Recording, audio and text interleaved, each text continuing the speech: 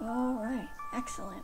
Alright, so no one's here yet, but hi, it's me. Today we're going to be playing Cupid, as you can tell, and by the title, Let's End This. Obviously, we are close to, or possibly close to ending the game, because we've got one of the endings in the last episode. So I bet you, like, by the time we're gonna be getting to the end of the game today, I can feel that we're gonna be finishing the game today. So I'm not gonna waste any time, and we're gonna get started because there is still a lot to do. Now, the first thing I'm trying. Wait, we're on chapter 6. No, we're not. I'm gonna go to chapter select. We're on chapter 7. We still need to get to chapter 8. But we have to do something different in chapter 7. Because we got one of the endings in chapter 7, so we gotta go back. I guess this is the taste of honey. What in me is dark? Like, we've already done this. We've been through this part already. No light, but rather darkness visible. That is not me. Oh, that is not you. What is in me is not me. I have fought with it, lived with it, and survived. Yet we become what we subdue. If that is true, then I was never myself. No, same. Wait, I'm not a monster. Then what are you? Tired.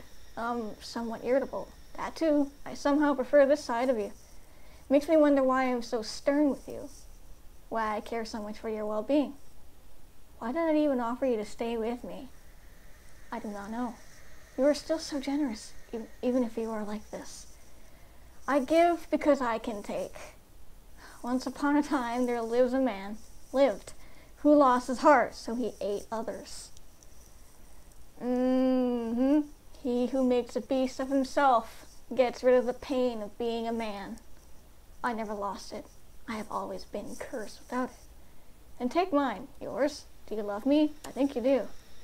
Do you know how long I have traveled to find you? How far I have searched, and now you're here, finally. My heart yearns for you, Gilliam. I love you. No, we've been through this already. No, you don't. Nectar flows from the spring of the rose. In eminence and obstacle, find none. Of membrane, joint, or limb. Whatever the rest of that said, I'm sure you could read that because he was on there for a while. Nope, not gonna say that. My body wants you. I hope. I'm gonna try and keep this PG-13. I'm gonna try and not make it bad.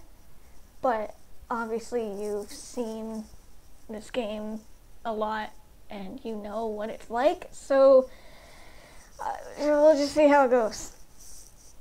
I mean, we've already been through this, but we have to change something. I don't know what it is, but we're going to have to go through it. At some point, I'm going to have to go a different direction. We have been through this. You are beautiful, I've noticed before. I knew you were before you even did, but you were pure. Pure. The taste of your love was unripe fruit. Instead, I've thought of you as something I'd like to protect. Why is that? Your hair flows out like a river as it brushes against my skin. You reach your hand to me and my stomach curls. That doesn't sound good. There is a tainted power radiating from you that makes me gag. Well, then maybe you should stop, because that's not good. You have a problem there. Like sugar dissolved in water, like a full belly on the brink of sick. I thought I had forgotten this feeling. I am afraid. You move closer to me and I startled back. You've been through this, but I'm just going to skip ahead.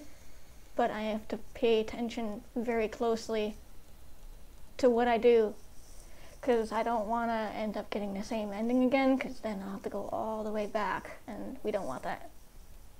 You don't know what you're doing. See? You do love me. You want to protect me. You treat me differently. I have always kept my distance from you. You are always hovering at the edge of my vision. The air is heavy with magic. I will myself to move, but my mind is torn to pieces at the spell. Imaginary hands touch my body and pinch my flesh. They pull me down and hold me in place. But don't worry. You can break through. You've done it once already. I can't move from this dastardly prison. What does it feel like to be helpless? Maybe I've forgotten what it feels like to be a victim, to be weak. Ugh, I forgot about this. Oh God, I'm sorry. Okay, alright, move fast. Move fast. I'm sorry. We've already been through this dialogue. I'm just gonna go through it very quickly. I don't know where to... Oh, okay. All convincing me to accept my fate, lying down, eyes closed. It will be over soon. Anger rips apart my chest. Open your mouth. Smile for me. Silence. After all that, they have the gall to tell me what I am supposed to feel. Little boys aren't supposed to cry. Why do you refuse a lady? Doesn't it feel good? Just relax and enjoy it. It will be over soon. Not soon enough. Men and women, they are all rabid for desire. They are disgusting. I will not be anyone's toy. Ever again. I will not be a piece of meat. Yes, good for you. How dare you humiliate me, you wretched little witch. I rattle the bounds of my cage and it makes you flinch. You don't notice a part of it splinter. I bare my teeth at you. I will never forgive you. Why are you so cross with me? Oh, gee, I wonder why. Oh, okay. Don't you see I am doing this for you? Oh wait, Rosa, you're the crazy one? I got all confused all of a sudden. I am terribly sorry. Like, we need that. Well, we don't.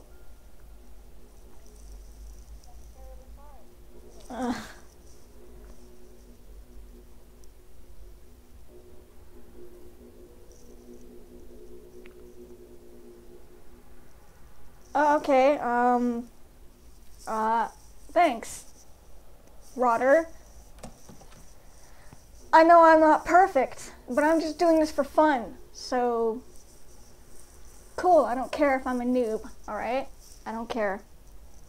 Hi, Gaming XD. Welcome to the stream. I'm glad you dropped by. And, Rotter, I'm sorry if you hate this game. Simple, just move your butt off this stream. If you already have, good for you. Simple. Alright. It continues to feed on my life. It drools over me with ecstasy. It is never, ever gentle. It grasps my neck and suffocates me as it nears its peak. No, we're not going to read this. But you're mine. I struggle out of the creature's grip. I can feel my body weaken and tense at the same time. I concentrate on breaking the spell that holds me in place. But it is hard to escape. My consciousness is frail and almost out of my grip. My lungs cry for air. Terror mounts inside me as I feel my life drain away. But perhaps I should stop struggling. Perhaps let the monster take me. I am so tired. So tired of fighting. You poor thing. The momentary lapse on the creature's hold lets loose as part of my mind. I gather all my remaining strength and push back at the crack I made a while ago. Yes, we broke free. Woo! Okay, that's the second time. I know, I'm just like fast forwarding, trying to get somewhere where, like, to get where we were, or somewhere that'll change the path of the story so we get to chapter 7. Because we've done all of this before already in the previous video, so I'm trying not to waste any time. Is this where he had a dream? Yep. Every breath was shallow and tastes like... He closed his eyes. He laid on the floor for a little while, dragging air into his lungs until the urge to vomit passed. Right, so he woke up and he's confused. And... yep. He felt the fury burning hot in his heart, consuming every thought in his head. He tried to rein it in. It was an unnecessary expulsion of energy at this point. He didn't know how long he lay there in the dark. Hey, hang on.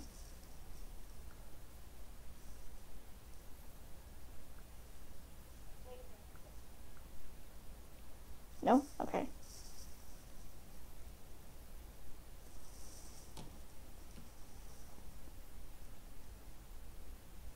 Okay. Pushing himself from the floor, Gilliam staggered around his room. Also, still, I apologize yet again that I am getting the name wrong. This must be French, and I'm not very good with French, but I'm trying my best. He cleaned himself and put on fresh clothes. He could still feel the tugs of odious power within his stomach. He walked to the bedside drawer and looked inside. Yeah, okay, right, he still has the dagger. Maybe we should have taken the dagger? Maybe I'll go back and take the dagger instead? I don't know if that's a good idea, but anyway, he gripped the dagger's hilt until red welts formed on his hands. He felt bound by purpose and rage.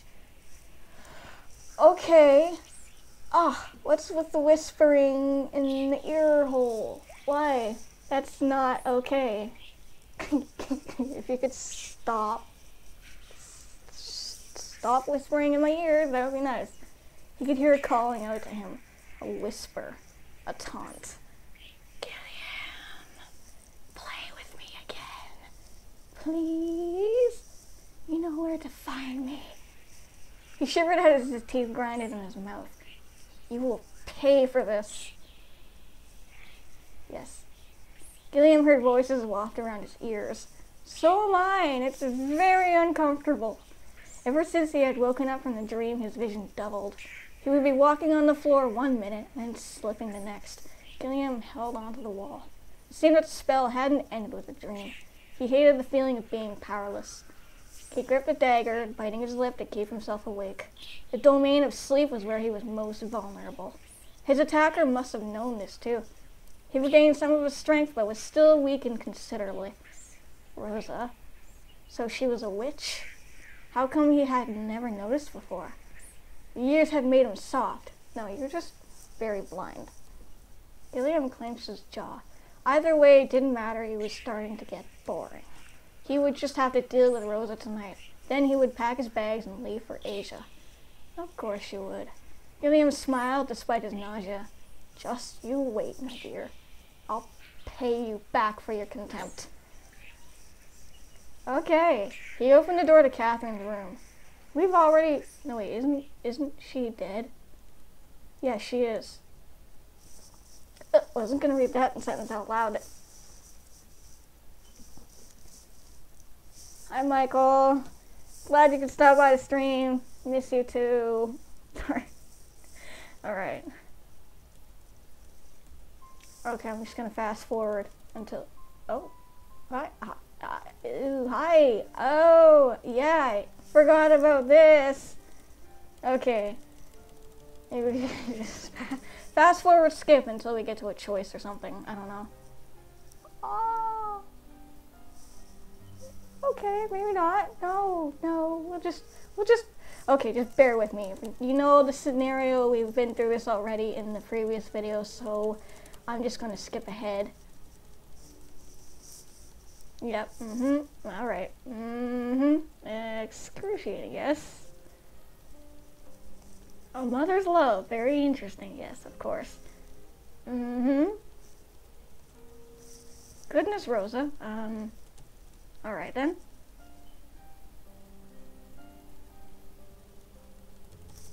Here's a lot of dialogue. I mean, I didn't know it was this long. I'm sorry for putting you guys through this, but love this game. Hopefully you do too. Oh, yeah, right, okay, she pushed him onto the floor. Yeah, that happened. How, is there a different... Oh, right, okay. I don't know. The noises. The noises. I don't know if you can hear them, but I can. And I don't want to turn it up any louder because then it'll drown out my voice and it'll be too loud.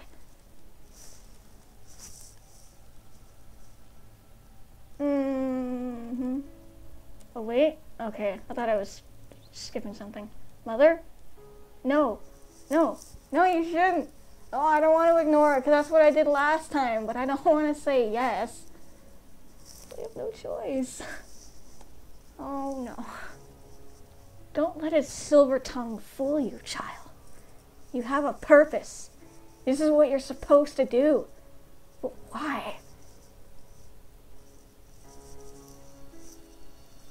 I don't know. What, to get revenge? Is that why? for doing it? Have you forgotten all the horrible things he has done, child? He's a monster, and he hurt your mommy. Mother? What? He hurt Catherine.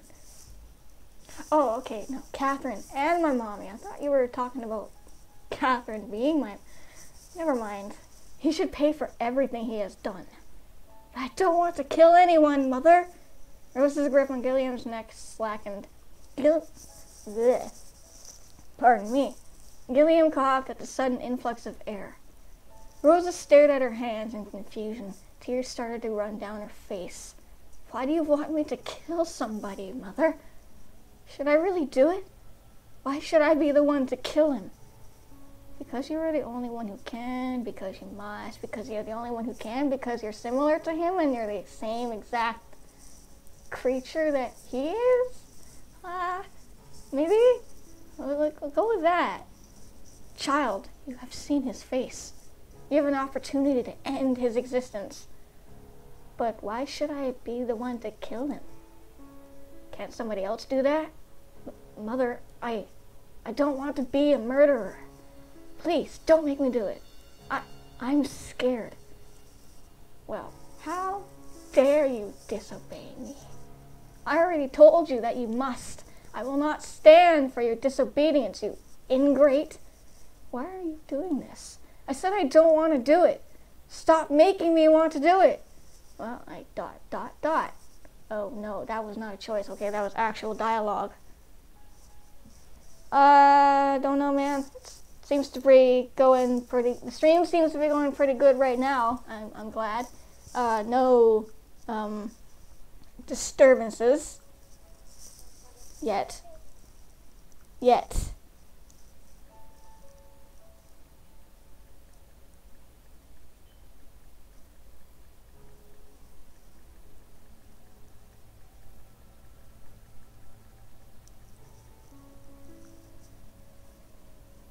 okay.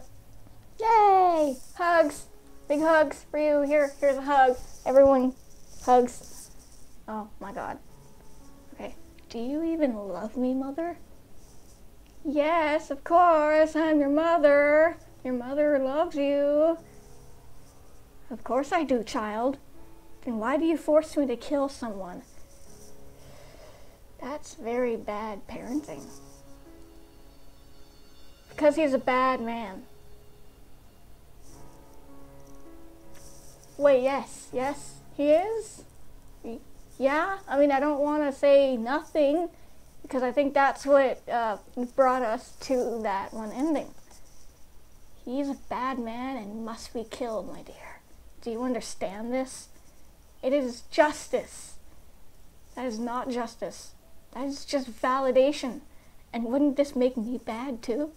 Killing somebody would make me worse. Well, of course it would, but I don't know. Of course not, child. You are not bad. Yes, I am. Killing somebody is bad. Don't patronize me. Who deserves to die? Why should I decide? I don't want to. Tell me the truth, Mother. Why do you want me to kill somebody?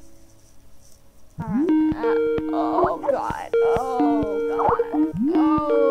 Okay then, I am getting a call. Hello. Oh boy.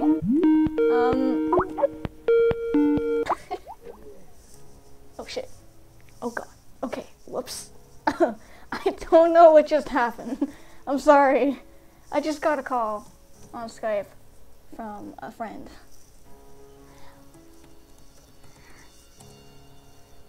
I am so sorry, Lee Squad. If you're watching this by any chance, I'm sorry. I did try to click answer the call, but it was being weird, so it didn't work.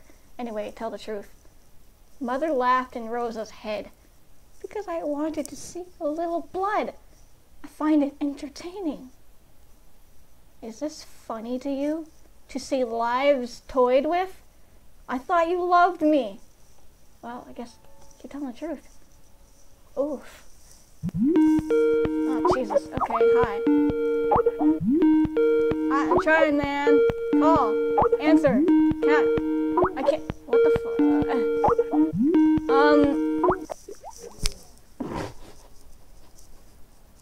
I'm so sorry, Lee Squad.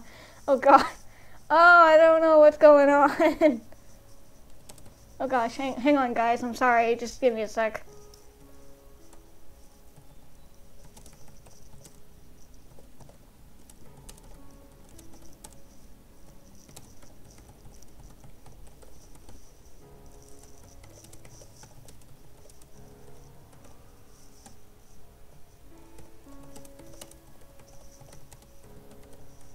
Oh, yeah, that makes English sense. Yeah, okay. Okay, without further interruptions, I am sorry. You are nothing to me. Rosa sobbed with her knees folded. I hate you! She retreated into a corner of the room and cried. I thought you loved me, Mother. I have followed all your words all this time. I endured all your horrible words. I loved you even when you hurt me. What even am I to you? And then we're gonna tell the truth. You're nothing to me but a plaything. Mother, why? I don't love you. Mother, all I need for you to do is follow my orders. But Mother, it is all you were good for. Mother, you're breaking my heart. Why are you doing this to me? Why have you led me down this path? I have no idea. What, are you not going to speak to me again? Have you run out of your gall? Say something! Rosa screamed with tears in her eyes. All this time I have spent with you, I have always obeyed you. I loved you, Mother. You were always so cruel to me. So many times you called me a monster, blamed me, and hurt me. But despite the hurt, I never wanted to get rid of you. I thought, to endure the pain, isn't that real love? To continue hurting and sacrificing proves how true my love is. All my tears should mean something. Well, they don't. Nobody told me that was a lie. She continued sobbing, crumpled by the wall and pulling desperately on her hair. She would shout her anger sometimes, would whisper sometimes. Then her head snapped back in alert. She cupped her hands on her ears, her face contorted into worry. Mother, did you say something? I didn't hear you. I have no choice. There is no other dialogue. I can't say anything. Oh no. Please, I'm sorry. I didn't mean to say those things. I was just... Can't we just... Mother, please don't be angry. I love you, Mother. Please come back. I'm nothing without you. You still have no choice. Oh no. I don't want to be alone. Rosa sobbed with grief. Just come back to me, Mother. I'll never question you again. Gilliam felt his full consciousness return to him. The sickly, nauseating atmosphere in the room started to dissipate. The spell was losing effect, but his body still refused to follow his orders. He crawled to where she had dropped a large knife. He stretched out his fingers to reach the weapon. Kill him, child. Kill him, child. Kill him? Kill him? Oh, boy. Okay. You're letting him get away. Kill him now. Rose's eyes lost their sadness. She smiled in pure bliss at the sound of Mother's command. She brought her foot down on Gilliam's outstretched hand. She picked up the meat cleaver. She lifted the Oh God. Okay. The knife struck his chest. Gilliam groaned in pain. She brought it up again. Happy tears fell from Rose's eyes. You had me so worried, Mother. I'm so happy you're back. I will never question you again. Gilliam sputtered out flecks of red as he laughed. Thank you. Thank you. Been waiting for this. Rosa raised the weapon higher and brought it down again. It pierced his heart this time. Gilliam's hands clenched and flailed. But he was laughing at the end. Oh, bliss. The pain was beginning to fade.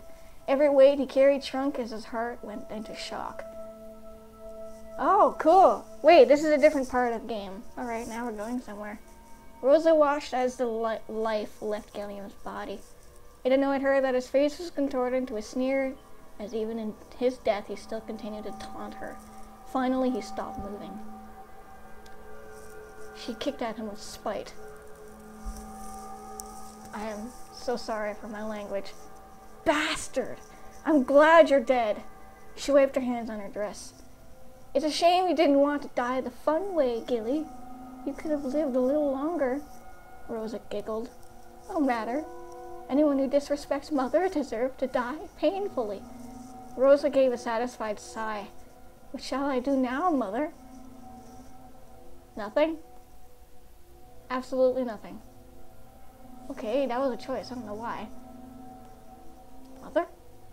Oh no, not again. Don't do this to me again. Talk to me. Well, we have no choice. I mean, I can't say anything. Mother, where are you? I did what I was told. Aren't you proud of me? Yes, but I can't say anything. I'm sorry. Rosa burst into tears again. Why are you doing this to me, Mother? Don't you know I love you so much? I'd do all that you ask. I am nothing without you, Mother. Please talk to me. Well, I guess I can't. I mean, I'm not given a choice here. Why are you so cruel to me? What did I do wrong, Mother? Whatever it is, I'll do what you want. Just please. Please don't torture me like this. I am afraid of being alone. Okay.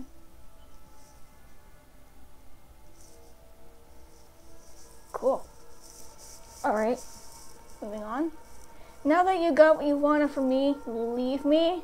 I hate you. Are you happy now? Are you satisfied? Rosa fell to the floor and sobbed. Come back. I can't. Dude. I'm giving nothing but ... I don't want to be alone, Mother. Please come back. Ooh. Rosa ran to Gilliam's body in desperation. She dropped a knife. Gilly? Gilly! I'm so sorry.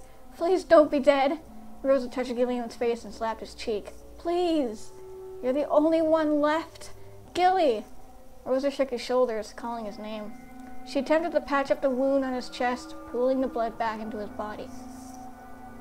That's not going to fix the problem. His body was still warm, but there was no breath left in him.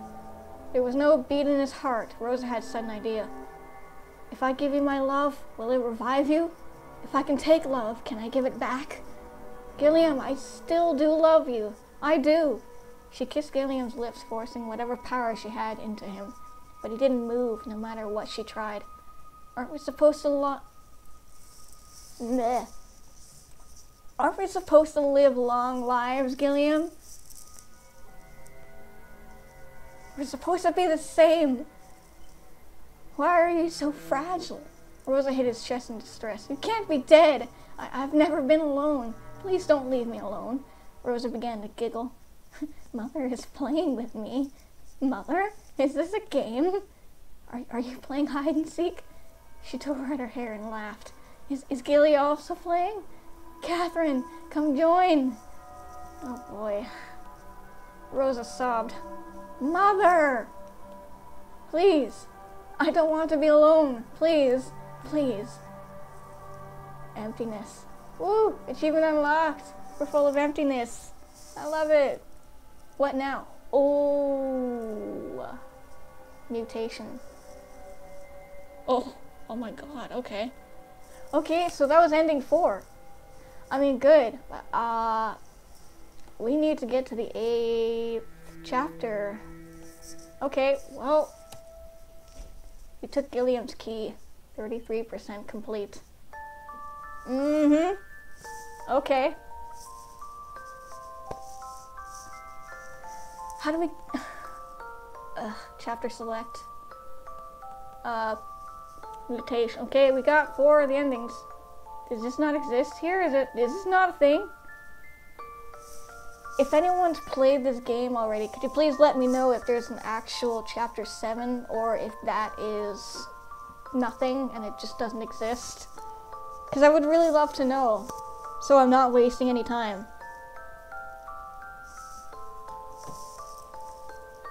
And meanwhile, give me a sec.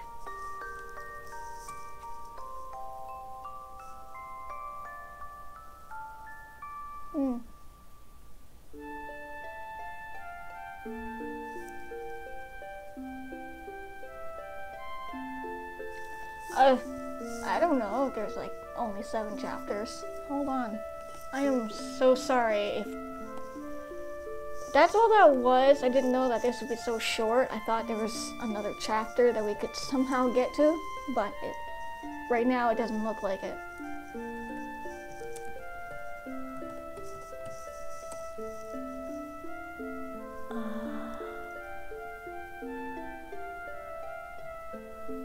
Okay.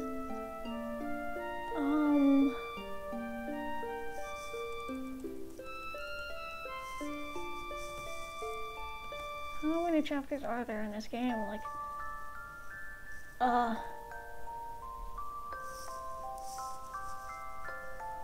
continue. What?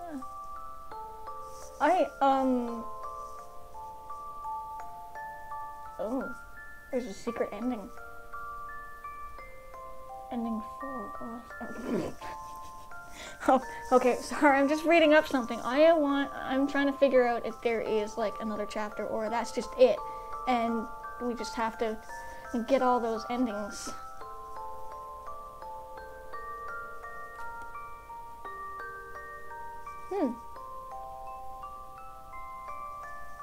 I'm hungry, child. Okay, so I have a little thing here where it says the endings and what we should do.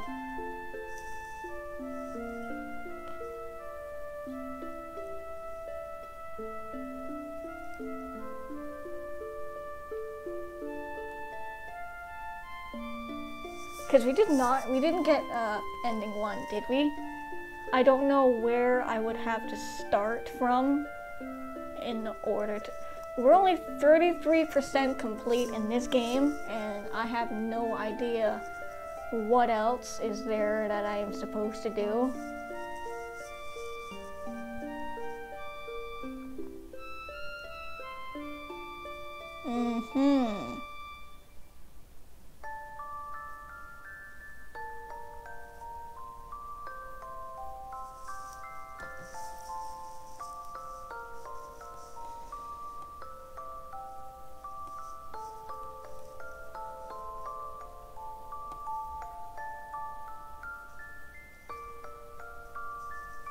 I'm sorry guys, just give me a second.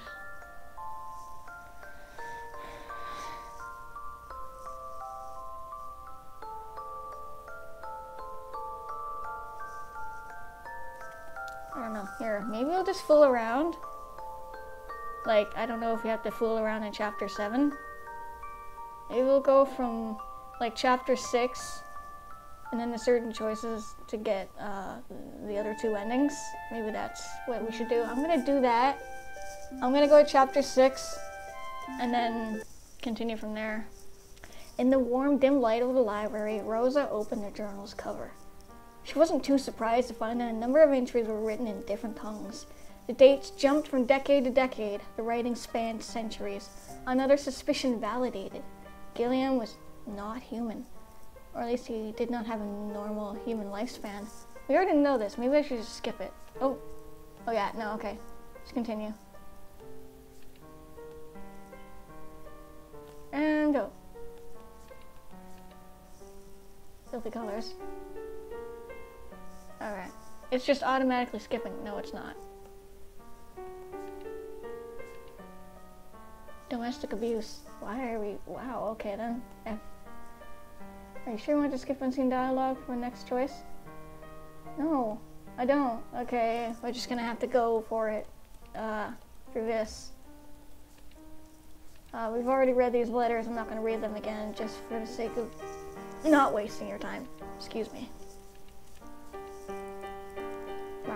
Marquis de Sade. Okay. Alright then. It consumes love. I am... Excuse me, I'm sorry.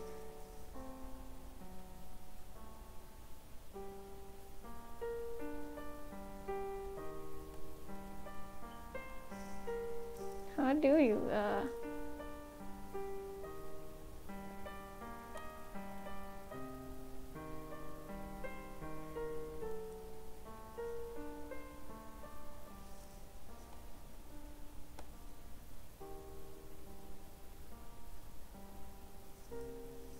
Okay. Sorry. I don't know.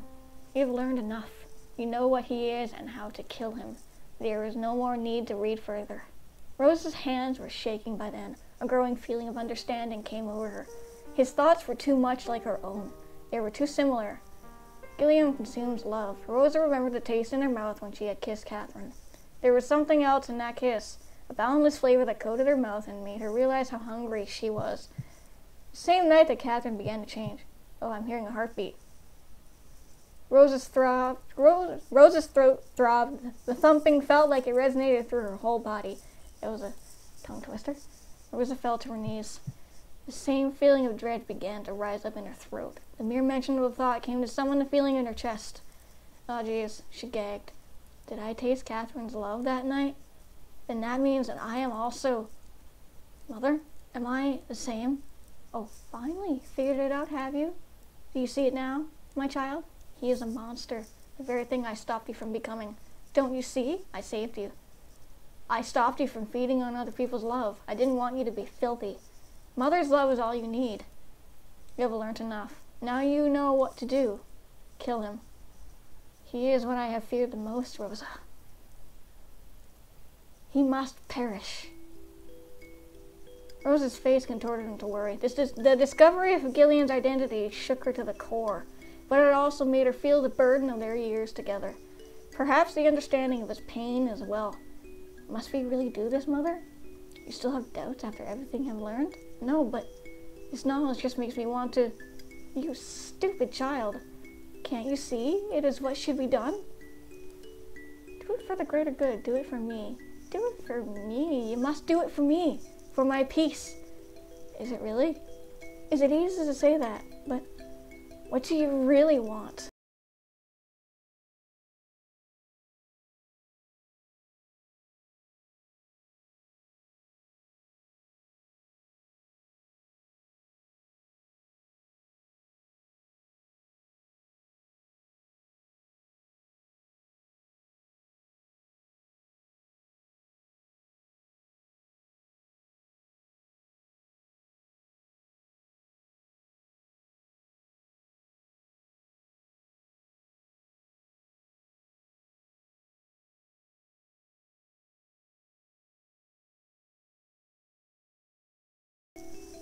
Yes, you are, my child, yes.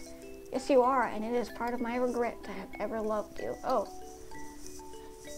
You, ma'am, are not nice. But that is why I'm here, to keep you from becoming the monster he is. Now that you know his true face, there's only one thing to do. Kill him! Rosa bit her lip until she could taste blood. But Mother, please, don't make me kill anyone again. I am scared. You've done it before. Don't worry, I'll guide you. Don't you fret, my child. I will be there to guide you. It is simple, my darling. Focus on the goal ahead. This isn't right. I can't kill another person, Mother. Yes, you can. You must. To fulfill your goal, it is necessary to crush things along the way. Just remember that they don't matter. It is just you and I, forever, darling. Trust no one. Love no one but me. The rest of the world can crumble to dust. You have thought about punishing me too, haven't you? What? No. Catherine and him, they are both the forbidden fruit that you crave so badly. Mother keeps you right, darling. Mother keeps you clean. If you kill the dirty man, then you will stay purer. No. You don't have to be confused. But convince? Convince her? Yeah, convince her? Yeah? Okay. My dear child, don't you see this is the right thing to do? Is it? Yes, my darling. You have to read his journal. Have you not? He is tired. We are doing him a favor. But it shouldn't be up to me to decide. It's not how it's supposed to... Well, believe in Mother, child. Hold on. Hold on a second.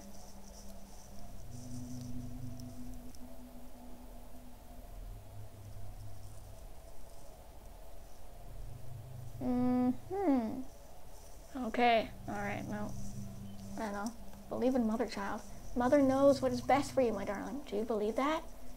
Yes, Mother. I have protected you and loved you all these years, haven't I? Yes, Mother. All my sacrifices were for you, you degenerate. Tears formed in Rosa's eyes. She grabbed her head and scratched viciously. No, I don't understand anymore. I am so confused. Please, Mother. Stop it. Stop your mewling. You are not amusing me. Do you want to keep my presence with you? Do you still want my memory to stay? Of course, Mother. Please don't leave me. Do you love me, my daughter? Yes, and do as I say, my child. Kill him. Rosa began to giggle, her tongue danced in her mouth. She licked her lips in delight. Yes, kill him. This is what he deserves for being filthy. I am a little monster too, aren't I? But Mother kept me clean. She feeds me and loves me and kisses me. I'd like to cut his pretty neck open, Mother. Watch the pretty blood drain from his dirty mouth. Is that all right? Am I a monster? But Mother keeps me right. Mother, can I please play with him a little bit? Pretty please? Okay, moving on. She laughed. I want to enjoy his punishment. I hate him. I love him. Now I understand why. Rosa tittered again. I want to kill him, Mother. For all his sins, he deserves to die. For a moment, Rosa was shocked by the gravity of her own words, but Mother's voice came to soothe her. That's my darling girl. Make sure you make him suffer for as long as possible. All the pain in the world wouldn't be enough to punish him for the damage he's caused. There was no doubt about that. Regardless of who Gilliam was, whether he was a saint or devil, killing him was the right thing to do. Yes, Mommy dear. I will follow everything you say. But I get to have fun too, right? Rosa lit Eros, bathing her face in the scarlet light by the candle. The night went on. A spell buried Gilliam into a deeper slumber. She brought out a gigantic carving knife she'd snuck out of the kitchen. It was almost as long as her forearm. It had been sharpened enough to tear meat from bone. She played with the shiny thing whilst whistling a lullaby. Sleep now, my precious Gilly. Dream of me. Dream and descend into the depths of your personal hell. I hope you like your gift. Rosa giggled while pricking the tip of her tongue with a sharp knife. Let me deliver your atonement. Beautiful. Meow. Ruff. Meow. Ruff.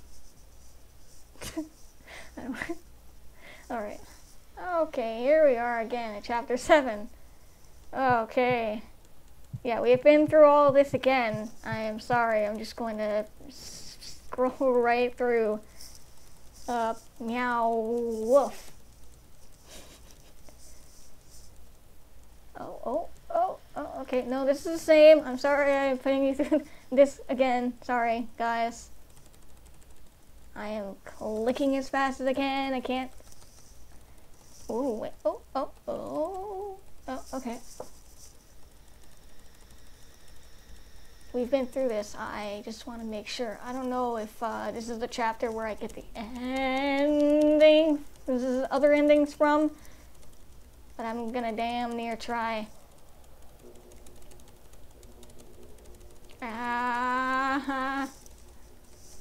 This is creepy.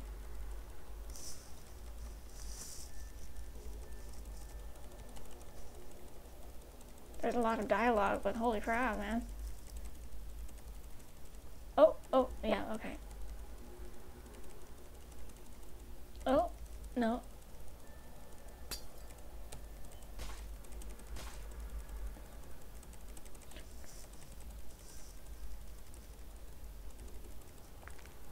Ugh, I heard that. That was a weird noise.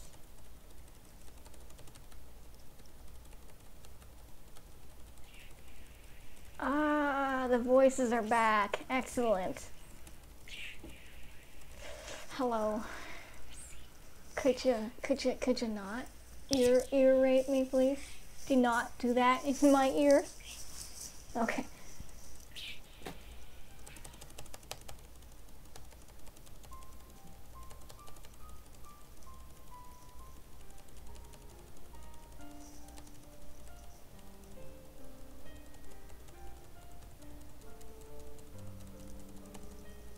Hi, it's you again. You're gonna tackle him to the ground and do some weird stuff. And yep. Meow, I'm a dog. Well, woof, I'm a cat. Or, yeah. Ugh.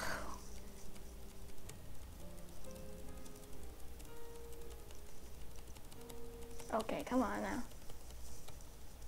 Oh, you just called her crazy bitch. Okay, alright.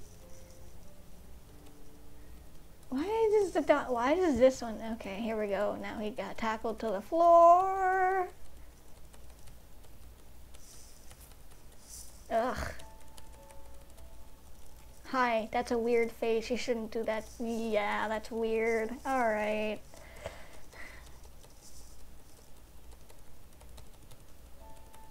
Oh, I don't even know if I'm in the right chapter to get any of the other endings. If not, I'm going to see what else is there to do. Hi, don't kill him. To stop him. Haven't we already discussed this? Haven't we? Yes, I believe we have.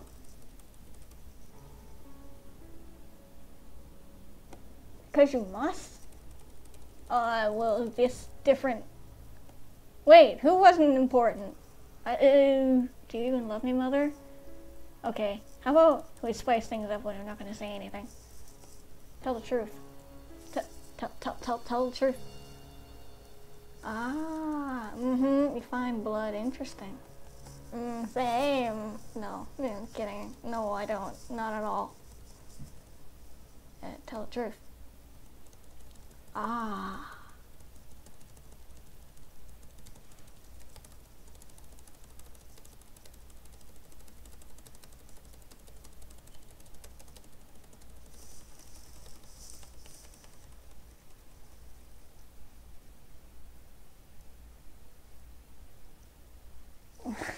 Are you a cat dog, Michael? No, don't kill him this time. Maybe... Oh, okay. Oh, okay. The voices are back. I love it. Oh, you poor thing. I'm sorry, Gilly. Mother's not talking to me anymore, but I hate her anyways. She's always been mean to me. She's always so cruel. I see. But you were always kind and sweet. You always were. Will you stay with me? Please, tell me you'll stay with me. Gilliam tapped his finger on his chin, seemingly mulling it over. Why not? Rosa clapped with glee and hugged Gilliam's neck. I love you, Gilliam. I always have. Really? Do you really love me, Rosa? Stop asking that question. Stop it. I don't want to be alone, Gilliam smiled. This is ending 3. Far away. Yes, we're going on a trip. This is the third ending, isn't it? I did it again. Oops. I did it again. Oh. Okay, that's cool. Woof. Meow. I'm holy crap. Oh. Okay. Well, that's not. That was... Your main purpose is revenge. You called Rosa a monster. You took Gilliam's key. Maybe we should take the knife this time. We're 54% complete. How? I don't know what I'm doing now. Okay, at this point, I have no idea what to do now.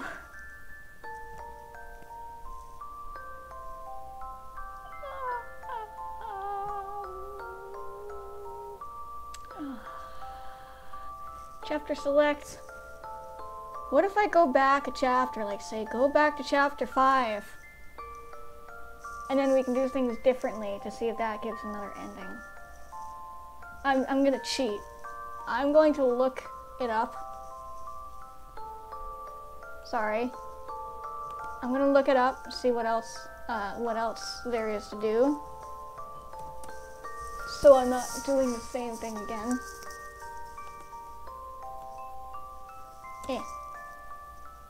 Are you even okay? All right, whatever.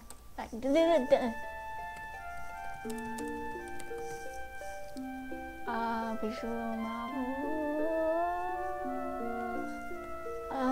What? I wanna know how, at least how to get another one of the, oh, excuse me, endings. Alright.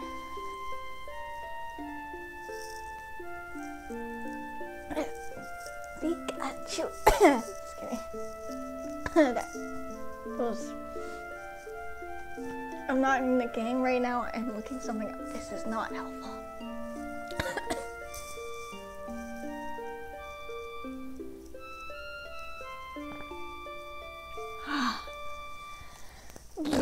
That doesn't help. Okay.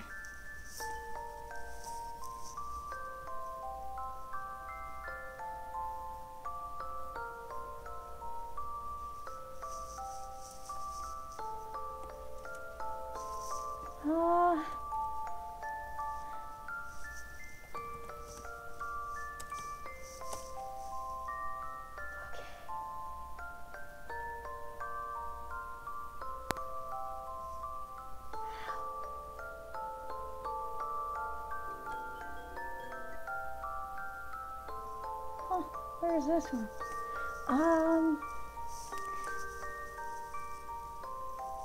Tweet, I'm a fish. Oh no, I'm confused. Hold on, let me think of a good one. Let me think of one. Hang on. It's not gonna come to me. Tweet, I'm a fish. Beep, beep, I'm a sheep. Beep, beep, I'm a sheep. I said beep, beep, I'm a sheep. Beep, beep, beep, I'm a sheep.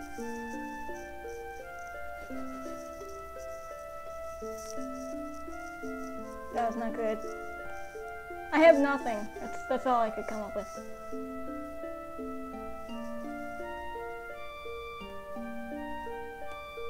What is this from?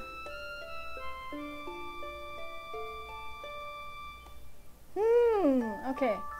I want to try something. Excuse me.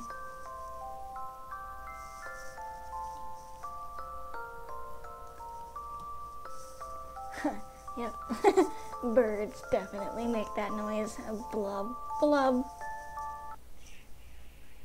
Take revenge for me. Rosa's hands were overhead.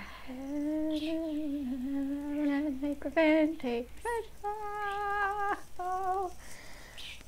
We've done this, so I'm just gonna just to go through it. I'm not gonna read it unless I see something different.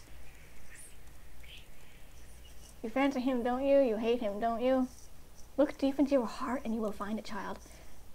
As there is deep love, there is burning hate. A hate so strong it compels to end a life. Well.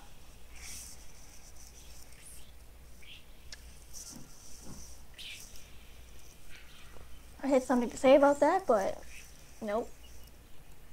This is fire that consumes the same way. Channel it. Use it. No, please. Rose's head began to throb, and a vile sickness spread through her stomach. He took everything away from you, darling. He took Catherine. He will not stop. He needs to be punished. Ooh. Can't kill him. So kill him, kill Gilliam, kill him. Make him suffer. Stab him with a knife. Stick a dagger down his throat. Gouge his eyes out. Take revenge. Ooh. For a long moment she lay as though she were dead. 5 minutes, 10 minutes passed. Then in the middle of the empty room, Rosa's voice rang out as clear as a bell. I understand. Do you now? Rosa knocked on Gilliam's door carrying a tray of food. She had been poisoning his meals in small doses for weeks now, taking note of any ill effects it yielded. There had been none. Gilliam was as still fit and healthy as ever. No symptoms at all, even after she had increased the dosage. Either he hadn't eaten anything for a month or he was immune to poison. Could be. Do we have any other choices? Ooh, maybe if we take the knife this time. Beep, Pikachu! I'm sorry. Pikachu! Pikachu!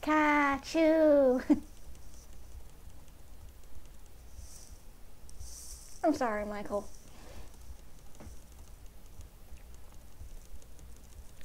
And we just make our way to his desk, and this time we're not gonna take the key. I'm gonna take the knife this time.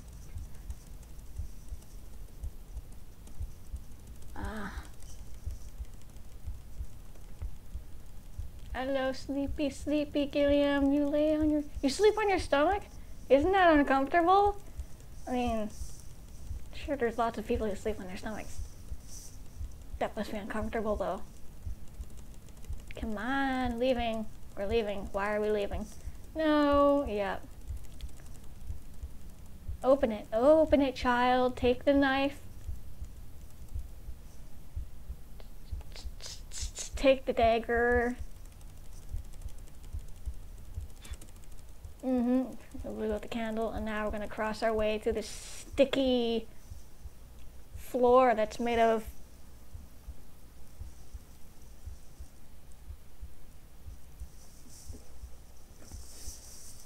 Yep. Alright. It was very dignifying, but Rosa decided to crawl towards it. Now that Gilliam's face was in full view, a flutter of the eyelid was all it would take to catch her. It would be better to minimize her risks. She dropped her to her knees and placed her palms on the floor. She drew her hand back. Was she imagining it? When her palms touched the floor, it felt warm, wet. Her fingers were sucked into the floor as if she touched soft, pulpy flesh.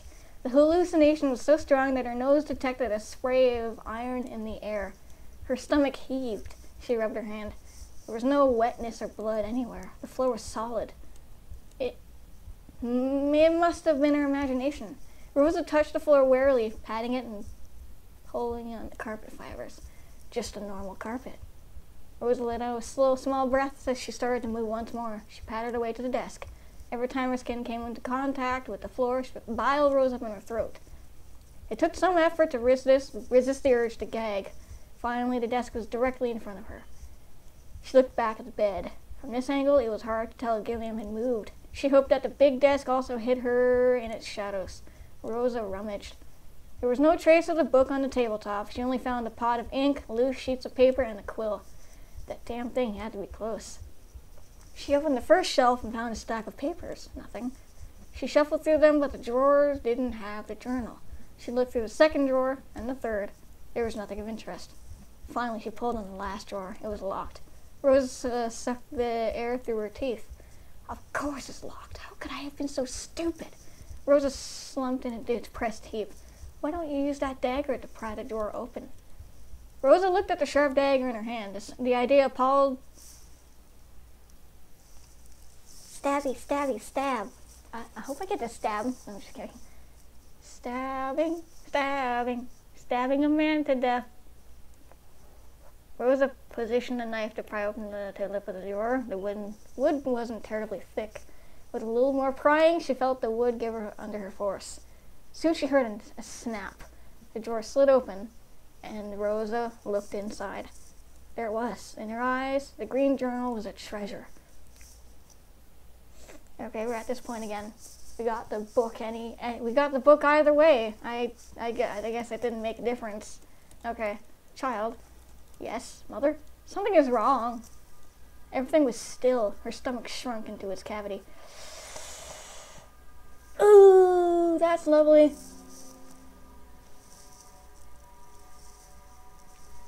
It's great. It's not my song, though. Pressed on her skin made the air thin in her lungs. Rosa stood up. Another movement stirred the darkness. Were those footsteps? Rosa froze. She heard a sigh, a chuckle, a soft, amused whisper. Oh my God! Ooh. You're so different. I spy with my little eye. Her brain fired several commands all at once. Run, duck, hide. Duck, dodge, dive, duck, and... yeah, okay. But her body was paralyzed by fear. Warm breath tickled her nape. She felt a hand reach over her neck. Oh. Rosa turned. There was no one there. Okay. Alright then, but there was something behind her. Her eyes focused on the rim of the light bordering the door. She grabbed the knob and half expected it to be locked. But it turned, and she dashed out the door panting. Rosa was sure that any second now a hand would pull her back into that accursed room. A figure would be standing there grinning from ear to ear. Little thief. She was so sure that the words almost materialized. Nothing came. Nothing stirred. The room was simply dead. No, it's very much alive. Rosa finally caught her breath. She urged herself to move. There was no time to linger. Despite her shaky legs, she wanted to put as much distance between herself and the room as possible. Rosa gathered her wits and stared at the journal in her hand. She hoped it would contain the information they needed. We're back here again.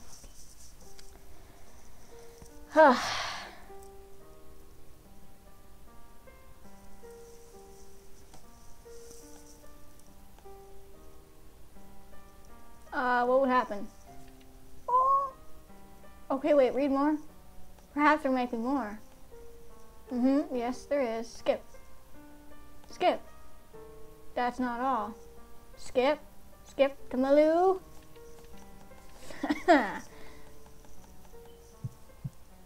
Unlocked all entries. Incomplete journal. Okay. That same night, Catherine began to change. Rosa's throat throbbed. Okay, we're doing the same thing over again.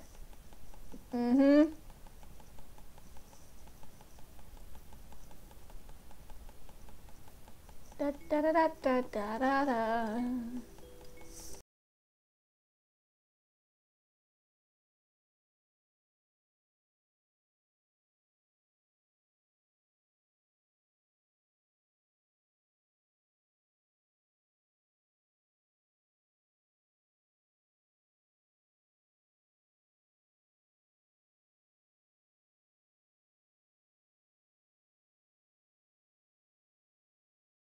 Five, six, seven. Going to chapter 5. No, I don't. Okay, exit. No, I don't want to exit. Main menu. Yeah, at this point, it doesn't matter. Okay. Bonus. And there's nothing there. That doesn't exist. There's nothing there. Oh. Wait, what if that's a secret ending? I don't know how to get there. Okay. Maybe I'm gonna try for chapter 4, going back into chapter 4. The second candle is lit. Its name is Philia, the love for friends. The yellow candle shone and danced with her breath. Let this candle burn until its wick is spent. Encourage friendship, bring forth memories. Let me walk in his halls without any suspicion. Let me rummage through his belongings invisibly. His journal. He guards his journal fiercely. I must find it. Yes. But we must find the end to this. Okay, cool. This is when Catherine was still alive. The theater was packed and the air buzzed with excitement. She hadn't realized as many people would come tonight. Oh, Mother, I wish they would stop staring at me. And why not? This was Madame Catherine. Not going to say the last name, because I'm going to mess it up again. First solo concerto. Her name had been slowly gathering recognition in the past few years. It was feasible to expect a full house. Still, the turnout was more than they had expected. Paris had taken Rosa and Catherine by surprise. The sheer number of people and their liveliness were well above the usual sights of their small town. Catherine was obviously thrilled at the opportunity to play in such an esteemed venue for her debut. Rosa tried her best to keep her anxiety under control. This was for Catherine. Yes, for her. This was her night. Rosa took a deep breath and released it slowly. It relaxed her. I hope the show starts soon. Rosa's eye drifted towards the stage and then to the throng of people gathered on her far left. In the middle of the huddle stood a familiar shape of a man. He had his back to her, but the posture and the build were unmistakable. God damn you, Gilliam. Okay. I'm going to skip. Just da da da da da da da da da. I don't know. That filthy man again. I'm sure Catherine will be pleased. Whatever will she think now that her lover is back? I bet she would rather spend all her time with him as usual. My poor darling. Always running after her star. I wonder how long until she is tired of you constantly tagging along. You brag to me that you share everything like sisters. Does that include Gilliam too? You want to know what that's called? I don't know what that's called, so... Oh, okay. Thanks for stopping by, Michael. Hope you have a good day. Bye. Are you making your life so complicated, darling? Why do you even bother yourself with these people? It is obvious she will abandon you. Wow, nice.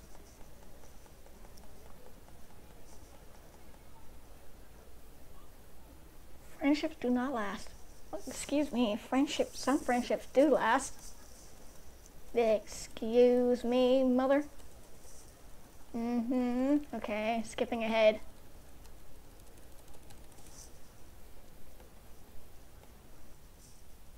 Skip mode. Uh-oh. I froze the game. Oh, no, I didn't. Oh, I crashed the game. Oh, great. That's wonderful. The game crashed.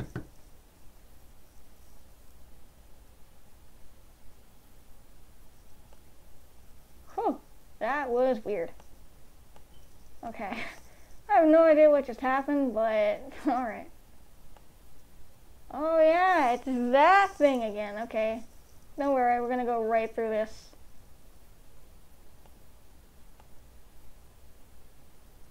This is it again. Wow, this is so weird. Okay.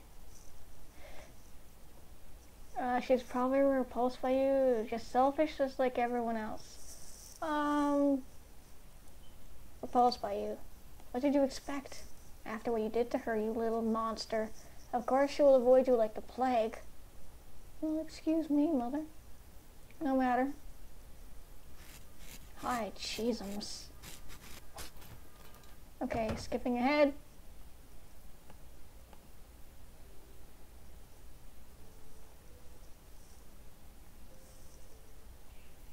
Take revenge. You hate him, don't you? Look deep into your heart and you will find it, child. And there is deep below, there's a burning hate. We just went through this.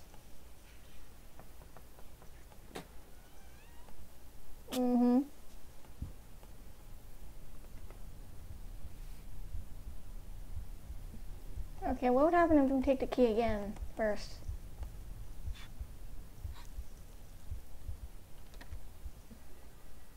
Start with all the random noises. Okay, well, no, that's it. There's literally nothing. Read more?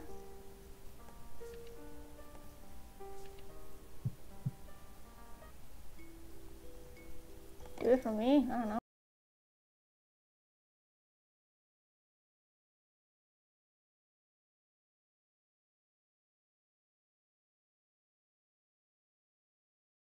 Yes, it is. Of course it is. There's no other choice. It's the only way to stop him. He is a monster.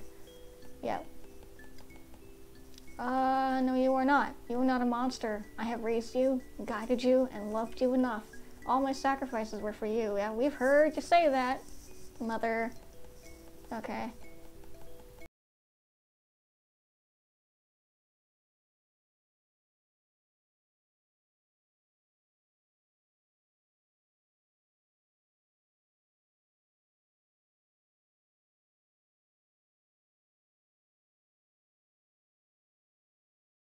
Blessing, not a curse. A monster of his caliber will only shrug it off. And what will become of you then? Please don't do this. Trust in me, mother. I will do the right thing. You? You? What could you possibly hope to do, you dumb child? You are ignorant, naive. Just a brainless, dangerously idealistic girl with her head up in books and fiction.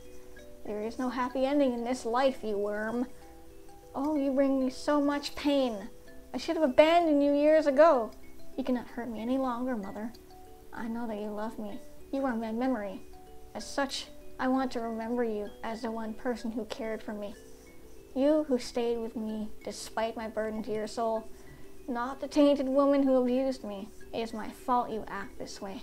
Your voice is my own insecurities and my own pain. Now, not anymore. How dare you degrade me into an apparition? I am real. Listen to me. You believe in me, don't you, Mother? You've guided me well.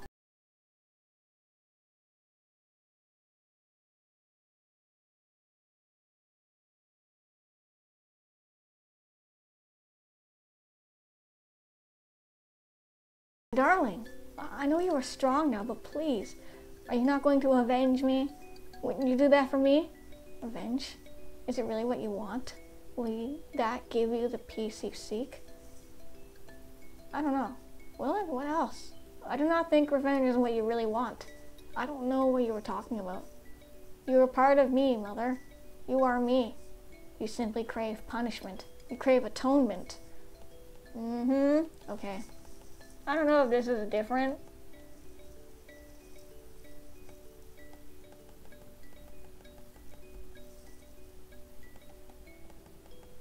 Well, I mean, no, you can't stop her. You're just a figment of her imagination.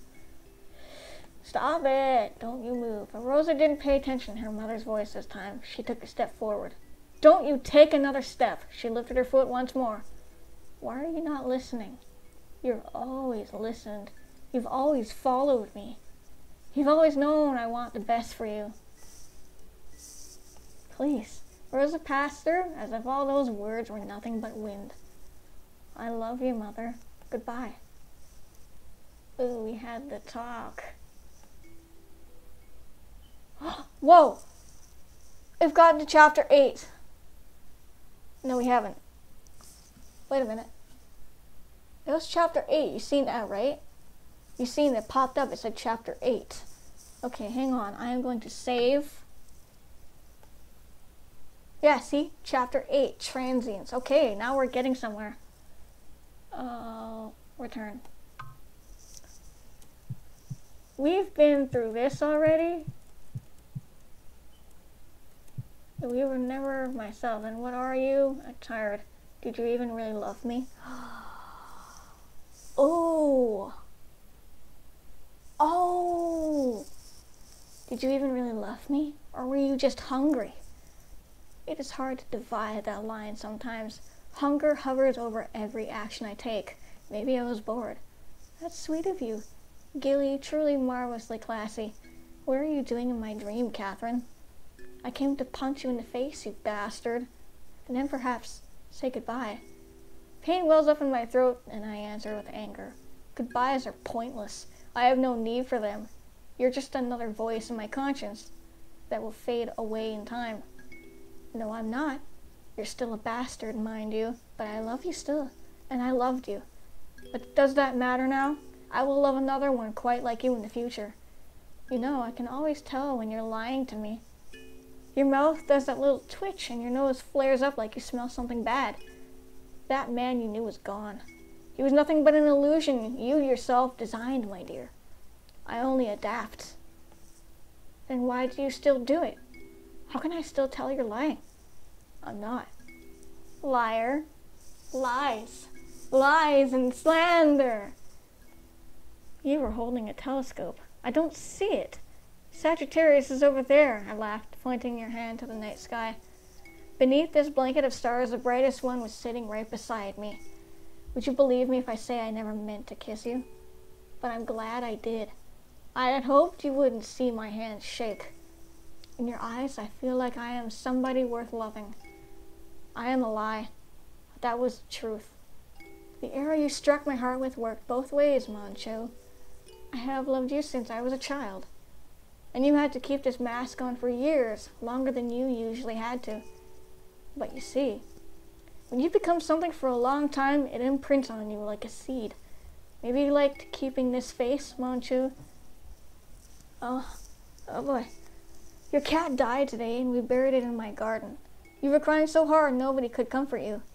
Candles or sweets and bribes never worked. In my desperation I said everything dies, as if that was a truth worthy to be told to a child. Did you know that the baker's dog also died? Things die, so please don't be upset. Your eyes stared up at me. Ooh. To my surprise, you began to laugh. Gilly, you are such an idiot.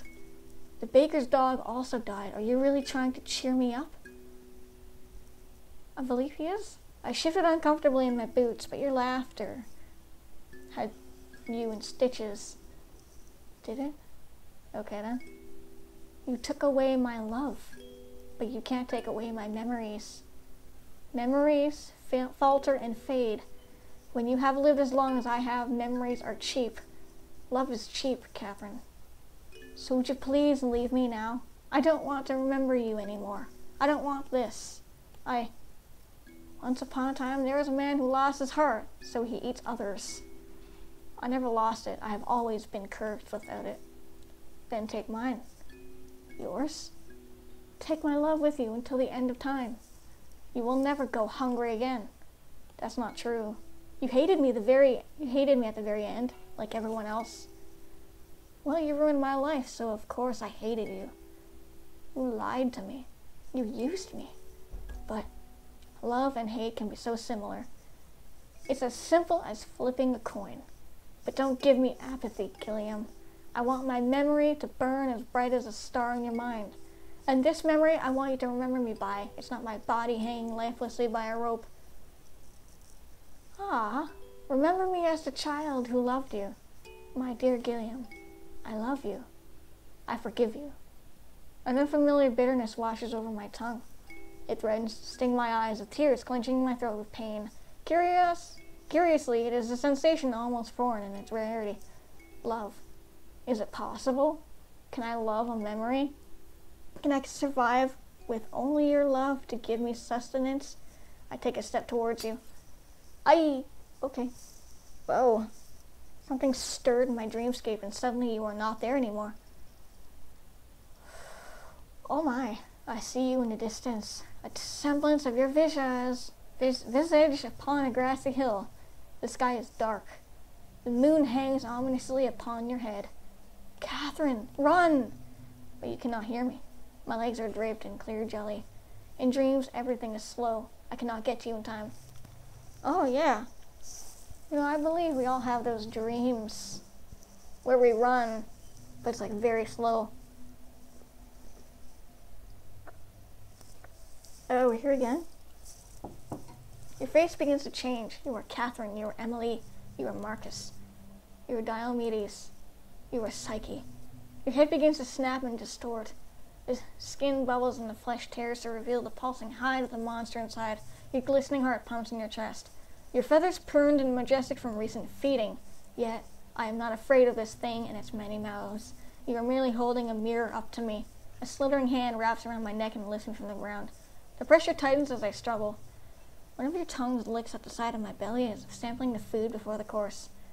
Running away again? Content to starve yourself and feed off a memory? Pathetic. You still look like Catherine. Maybe that is the most painful part. I can't bear to look at you. Why starve yourself when there is plenty to eat? Why beg for scraps when you can gorge? Did you really think your life could change? Yeah? You know better. Son of beauty, brother of night. Love. That's you. You are a sickness. Wherever you will go, the shadow will haunt you. Collect your trinkets, and by all means relive your precious memory. But know that you will be nothing more than a hypocrite. A clean man walking in a mountain of filth. Open your eyes. Open them. Behold my true glorious form.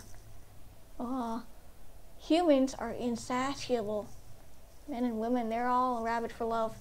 How many times have you been their toy? Humans are cruel to think they desire. I must be powerful. I must be on top. I control them instead of them controlling me. I will not be a piece of meat. Never again. Your face softens and the grip of my neck drags me close to your lips. Oh, Oh boy. You clean my mouth with yours and it tastes just like honey. Okay. Spit ropes between our lips. Love is my sustenance. Love is my sustenance. I will take what I can, because they so willingly give. I must get rid of this dastardly spell I am under. It is playing with my mind. Catherine is gone, like her memory. In the end, this was all an old vile magic, a cheap parlor trick. Ooh, whoever touched me will pay. Whoa. Gilliam woke up with the dream still fading from his memory. Oh wow, he was not in his room but in Catherine's. This did not surprise him. Whoever cast the spell did not do so on a whim. To take him away from his sanctuary was to render him weaker. A pure white candle flickered on the table. Its flame looked as though it was ready to go out. I couldn't save you. I tried. Catherine! Oh my goodness. Rosa stepped out of the shadows. You! Gilliam stared at her with irritation. What is the meaning of this, Rosa? This is your doing? No, that's Rosa. Wow, I am dumb. Sorry. Oh, ignore my ignorance. She looked at him with sadness. I was too weak to save you, Gilliam. Save me from what? From what you are. Gilliam's face crumbled into the confused anger. I didn't expect such contempt from someone I trusted. Do you expect me to ask you for forgiveness for what I've done, sire? Because I won't. I will stand by what I did. I will do it if I can. But such a spell requires much preparation. You are not to do that again, do you hear me? I will not allow myself to be subjected to such an insult. I'm not trying to do something that petty. I'm trying to save you. I do not know what you're talking about. If you persist in this foolish behavior, then I will be forced to take action. Go ahead. But I will simply try again. Stop it. Gilliam grabbed her shoulders in irritation and shook her. They stared at each other in heavy silence, and Gilliam somewhat regretted his forcefulness. But Rosa did not flinch or look away, even at his outburst. There was no fear or fragility in her eyes at all. She held her steady gaze until it was Gilliam who looked away. Why? Why are you doing this? You should know how pointless it is. I had to try, Gilliam. If there was a way to save you, I am inclined to take it. I'd hoped Catherine's memory might work on you. Gilliam, I cast a spell to give you a memory, so you didn't have to resort to feeding. Gilliam recoiled from her like her skin was scalding to the touch. You! How did you? Rosa just stared at him, her eye clear and resolute. I know what you are because we are the same. We are creatures that emanate desire and feed on love. I have lived with this curse knowing only a semblance of what I am. Mother taught me how to control it, even in her own twisted way. I was lucky, Gilliam. I wasn't alone. But you were. Rosa's eyes bloomed with sadness. I can only imagine how hard that must have been. Gilliam staggered back in shock. So there was another one like him. A desperate hope clutched onto him like talons. Was that why he had taken her to so without wanting to feed on her? That's why I'm doing this, Gilliam. I wanted to give you Catherine's memory, like how Mother's memory keeps me sustained. Love doesn't have to be taken like this. There are other ways. Gilliam frowned indignantly. Don't you think I have tried that? You're still very young, I can tell. I have already endured centuries of this curse. I know all the tricks to survive. From strangers to the villagers, I know how much I can take. I am meticulous. And why must you insist on this method? With no reason to stand for ceremony, Gilliam's face changed easily. Rosa's jaw clenched. She was talking to a stranger now. His face lost the virtue that once belonged to a blameless man. It was replaced by a curious, cheeky grin and perpetual look of childlike mischief. This man irritated her, and yet somehow Rosa felt like she had known him for a lifetime. He had always been there, hadn't he? Or rather, it had always been him. Why? Because it was fun. And the taste is worlds better. The experience of drawing out love is unlike any human feeling. It is transcendent. It is the only moment I feel alive. The only moment I feel like a god. Once you've had a taste of it, nothing else compares. You must try it. I bet you can only afford to be self-righteous because you don't know any better. You're wrong. I did it to Catherine. I tasted her love, but I was able to stop myself in time. I knew it would destroy her. So that was you, It makes sense that Catherine's love for me waned. That never happened before. Desire can be controlled, Gilliam. I do not wish to control it. Why should I? Admit it, you've longed for that taste since your tongue dipped in its pot. Rosa did not speak. She shifted nervously on her feet. Gilliam went on. We are given this curse to endure, Rosa. Why must we scutter in the corner and humble ourselves? To whom do we abdicate ourselves to? To normal people? They are beneath us. For all their achievements and talents, love is the one thing that can drive them mad. Don't you see? Their weakness is the one thing we can feed on. It is the natural order. Gilliam stepped closer to her and touched her bare arm. He tried to hide his bliss. I told you before, if you need power, then be powerful. I would teach you how to wield it. You still have much to learn. If you will join me, Rosa, just imagine what we can do. We will be powerful, you and I. Rosa's momentary confusion faded. The hard look appeared on her face once again. I will never join you. You use people for your gain. So? Gilliam's voice couldn't keep from rising. What of it? Isn't it the rule of human existence? It's all a game, Rosa. A game I play to win. So people's lives are a game to you? Gilliam shrugged. Of course they are. Humans use and abuse, and they throw away on whim. They destroy for no apparent reason except that they want to. It took me the longest time to understand why. I realized it is simply their nature. Humans don't play fair, but I do. And I still get ahead. Rosa's eye narrowed at Gilliam. How can you throw people away so easily? Don't you see there are good people like Catherine? You are afraid to remember. You are afraid to give them the worth they deserve. You've rejected her memory, content to forgive her value. Gilliam was silent for a few moments. Then he gave a low snicker. Whatever that word said. I am sorry.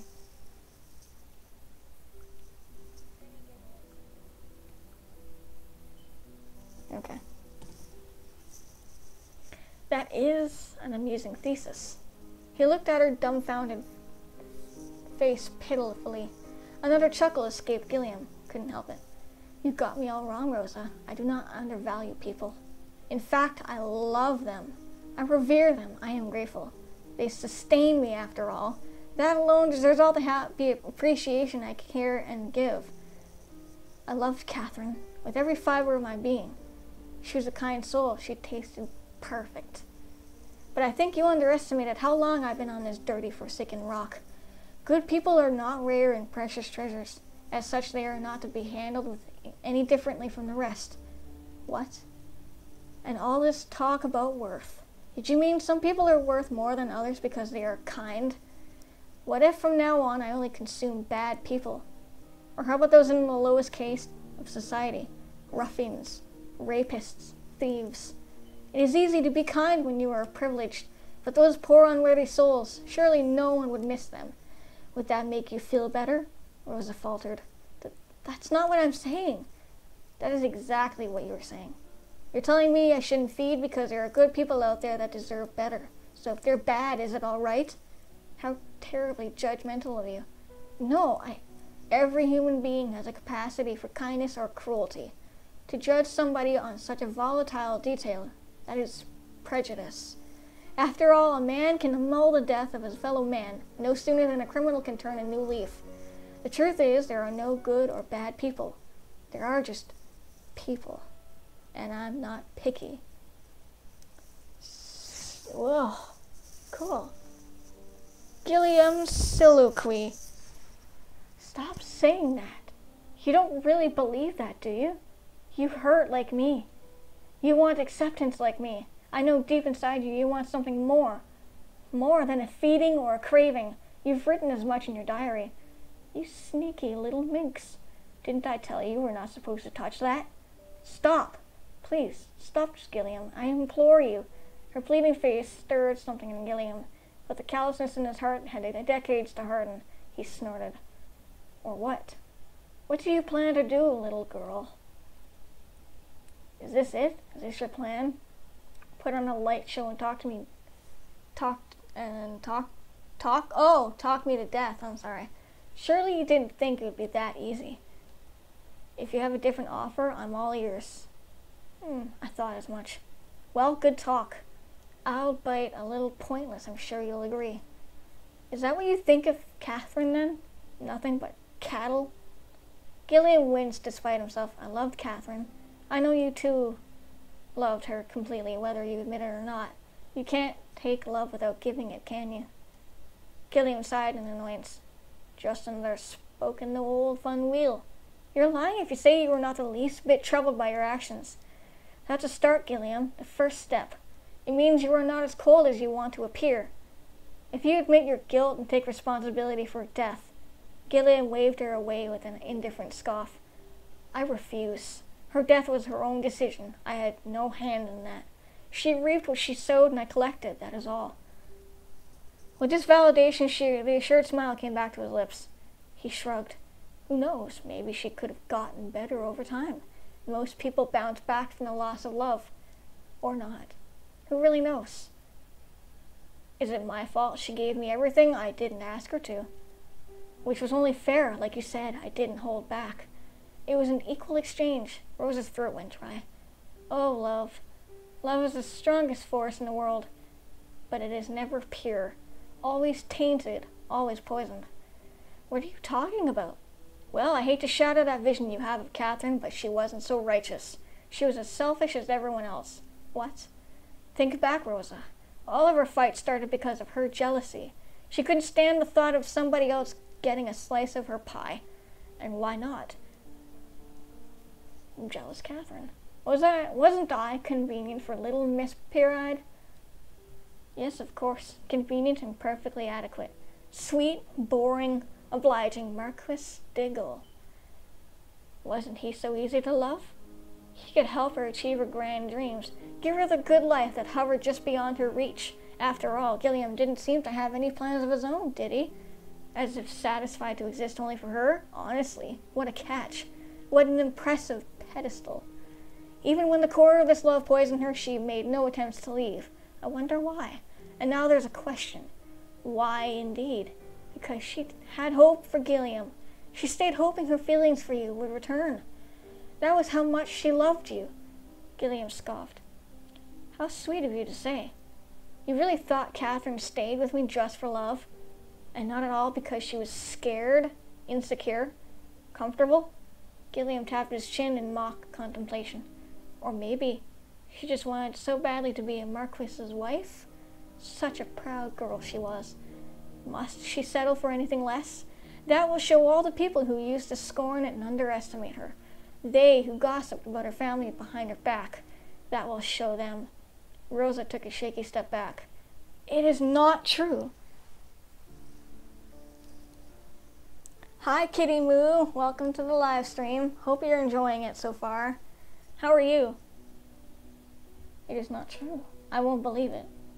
Catherine was a kind of person. So what? Was she a kind person? I just completely read that wrong. Does it matter? Does being kind justify selfishness? Does being kind even save anyone? You are heartless. Maybe. It has been so long, I can't tell. Always the love of self is first, Rosa. I don't take it personally. Shut up! Don't you ever get tired of justifying your hunger? So Catherine wasn't perfect, yet you simply pass the blame. All just excuses. The truth is, you just don't want to stop, do you? You're no god, no higher being. You're nothing but a common vampire. A monster. Gilliam's face twitched. Feeding on the love of the people who love you? You must know how wrong that is. Gilliam's fist shook visibly, but he kept his smile. His voice remained pleasant and calm. So you compared me to storybook monsters now, Rosa? How insulting. But yes, wouldn't it be easier if I dined on blood or flesh? Something tangible, perhaps something physical? Things would have been so much simpler. After all, if I drank blood, I wouldn't have to tangle with their lives. He turned to Rosa, his eyes burning, and she could feel the heat in his stare. I wouldn't have to be sane. Gilliam's voice shook with anger. She flinched. You self-righteous minstrel, how dare you talk to me about guilt? How dare you call me a monster? You chastise me, singing songs of praise for the greater good. Have you ever tasted your own betrayal on the lips of the person you love? Do you know what it's like to strangle hope with your own hands? I look into their eyes and see them die from the inside out. Am I worth it? Am I worth all their lives? Never. But I do it again and again, again and again, just for the right to exist. You read my journal and act like you know me. You know nothing. I wish I was a monster. Maybe then I wouldn't have to feel. The silence reigned between the two of them. Gilliam's face went blank after his outburst, almost confused at the words that came out of his mouth. He forced his lips into a placated grin. Pardon me, I didn't mean to shout. He took a deep breath and refused to speak again. Rosa buried her face in her hands. He was right. She had come here with an overestimation of herself. Her ethics were the cries of a child. How could he listen to someone immersed only in her own tender ideals? If she wanted to help him, she had to know his pain. But what could she say? Her mind struggled with the words. They all sounded artificial in her head. All she could do was hold out her hand to reach him. Couldn't she? She could offer him hope. A little warmth away from the chunk of ice beating inside of him. She approached him tentatively. I'm sorry. I shouldn't have spoken such hateful words. But don't you see? You don't have to endure this pain anymore. I'm offering you a different path, Gilliam. Let me help you. He didn't speak nor move. Rosa held on to the pain she saw in his eyes. For a moment ago, it was only her hope. But if there ever was a trace of it in his face, she had flitted away before it had flitted away before it took substance. His abject face contorted into a grin, and he chuckled. Then his laughter filled the room, cold, bitter laughter that chilled her skin into a shiver. Rosa drew her hand away from fear. You really don't get it, do you? I meant to say that that is what makes it substantive. It is precious. What? Make no mistake, I endure all this not from something as silly or disposable as blood. Love. Love is worth all the pain. The best wine tastes like dirt from which it was exalted. Rosa's mouth dropped in horror. She stepped away from him. A cold shiver passed her spine. No, Gilliam. She stared at him, grasping at the flicker of hope that came as fast as it went. He had built a kingdom from the maze of his own heart, both ruler and prisoner, both exalted and doomed. She could feel the cracks in his armor, the crumbling of the wall. He wanted to get out. Rosa thought she saw light in the darkness, a hand reaching out to be saved. But where was it now? Where was this hope? It was gone. Had it ever been there at all? No. Or did her desire to help him trick her into seeing what she wanted to see? Rosa bit her lip to steel herself. Oh, don't look at me like that. I had the same morals as you when I was younger, but time smooths out our rough ideologies. I was wrong. I thought I could still save you. You are quite full of yourself if you think you can save people. Gilliam took a step toward her and Rosa's throat closed up. Get away from me. I'm not going to hurt you, Rosa. If you wish to debate philosophy further, we can do so for 1,000 more years. But aren't we ignoring the single most potent truth? We found each other. So many souls running around this earth and we actually managed to meet. Do you realize how momentous this is? I can give you love, Rosa. Forget Catherine or your mother. They are remnants of a bitter past. How long are you going to hang on to their memories anyway? Don't look so troubled, darling. Enough of such moody, sentimental topics. They bore me. Instead, why don't we start thinking about possibilities? Gilliam, please. She was still bent on changing his mind, but Gilliam could tell her resolve had all but fizzled out. Oh, again? You still haven't given up? I'll admit you have some spirit. It's admirable that you go to such lengths for me. I mean it when I say I'm honored. But you are so naive. Tragedy is everyone's friend, Rosa. If you stay with him too long, his smell will linger on your skin. I don't care much for tragedies myself. I am more interested in opportunities. And what we have right now is a dawning, a beginning. Gilliam stepped closer to Rosa, touching her cheek with his palm. Rosa was afraid, but she didn't make any attempts to run away this time. Aren't you glad you found me? You're not alone anymore. You don't have to hide and cower to subject yourself to the motions of this cruel life. Enough of this fascination for a glorified sacrifice. Come with me. Rosa stared up at him. What? Come with me, Rosa. He repeated his words with a cheerful smile. Let us leave this place and go far away. Start over. Doesn't that sound grand? It's about time you let go of the bad memories and face something anew. Don't you think you owe yourself that much? And what of the victims you will continue to take, Gilliam? What about them? What about them? I care little for strangers. It is you I want to make happy, Rosa. Please let me. I need you as much as you need me.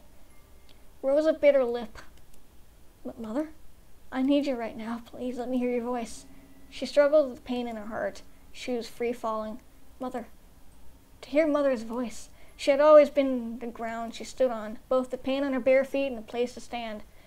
Whether she walked or chose to fly, the ground would be there when she landed. Such was the rule of family. Rosa's jaw clenched. She tasted the caustic realization in her mouth. Rosa? Oh! Yikes.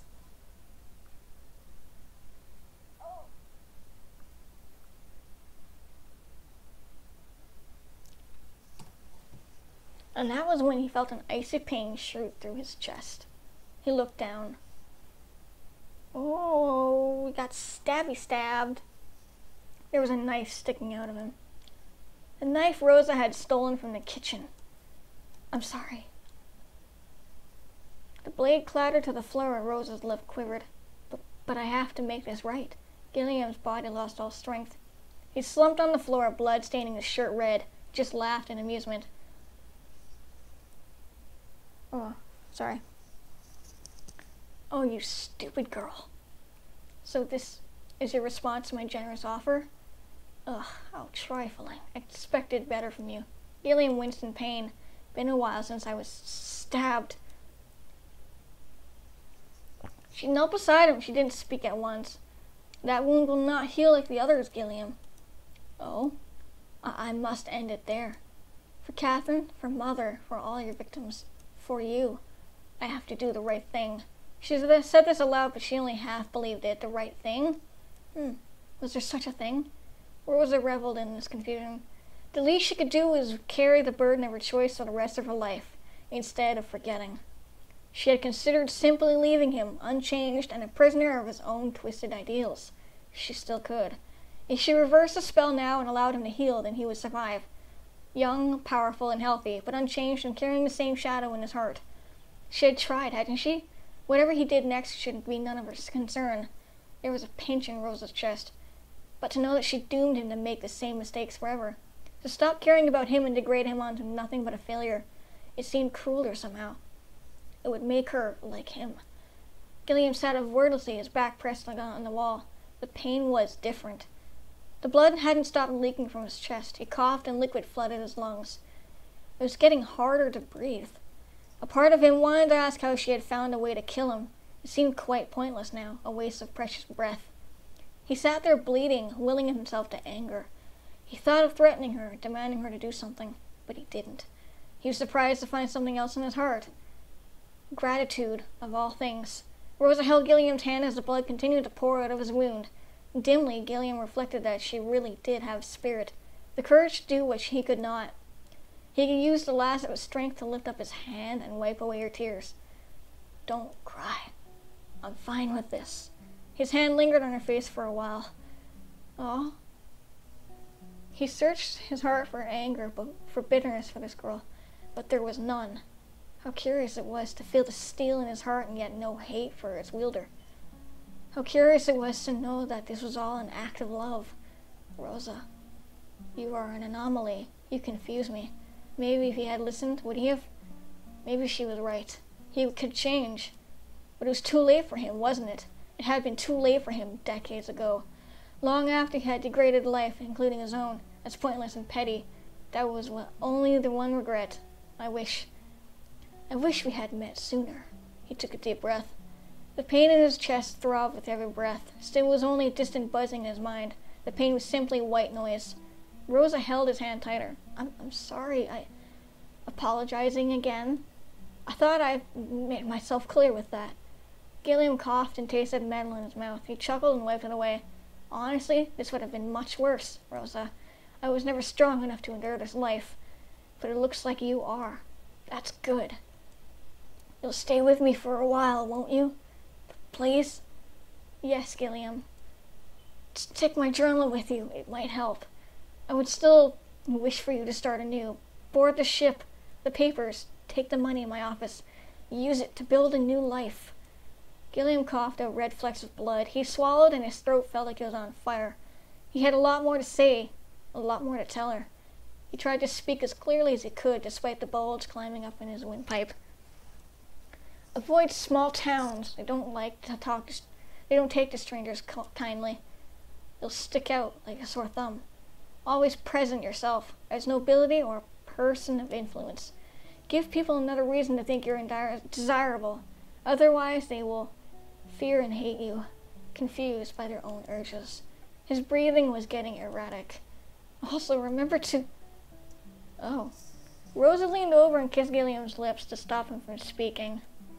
They were cold now, but they were still sweet, laced with the salty taste of blood. She remembered the taste of them in her mouth from the first time she had met him, the way he had filled her with a sweetness so strong that her mouth had watered. The taste had never left her throughout the years that had passed. Perhaps it never would. How come something so corrupt be so sweet? Rosa touched his face and fresh tears fell from her eye. How could something so beautiful be so ugly? Oh, I love you, Gilliam. He was her poison. She would remember him only with regret, love, and pain mixed like water and salt, but she would remember. I love you, she whispered. But Gilliam didn't seem to hear. His eyes were closed now, and every breath seemed shorter than the last. Death gave the heart a final gift of bliss. He savored this. Thank you, Rosa. The two of them crouched alone in the corner, cherishing each other's warmth for as long as it lasted. The candle's wick expired, and the room was plunged into darkness. Rosa got up, looking down at him one last time. Sunlight slipped past the window. It touched her face. Rosa left the room to welcome the dawn. Oh. Ending 2. Whoa. Okay then. Wow.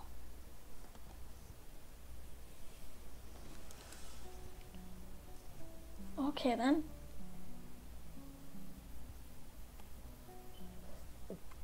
67% complete. You wanted to read? Uh-huh. Okay. Alright, well. Let me go in here. No, chapter select. As you can see, I really don't think we should worry about ending 1. I'm not really a completionist. So I guess that's it. I guess that's the end of the game.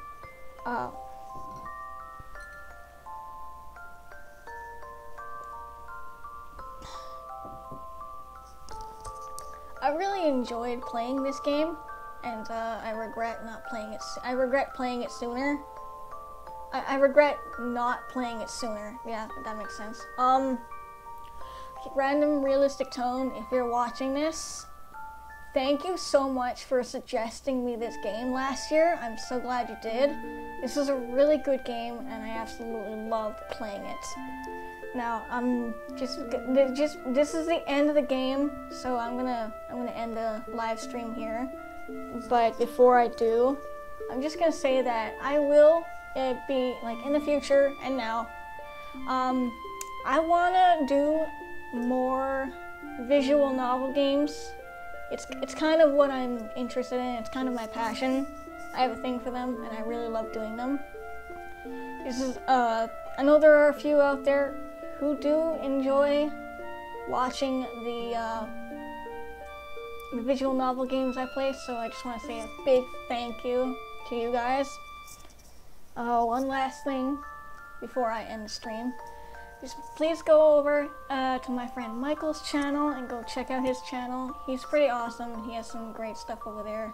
He does pretty good. So go over there and give him some support. Go show him some love. He's pretty cool. For now, I guess this is the end. So thank you so much for watching. I hope you enjoyed it. That's it.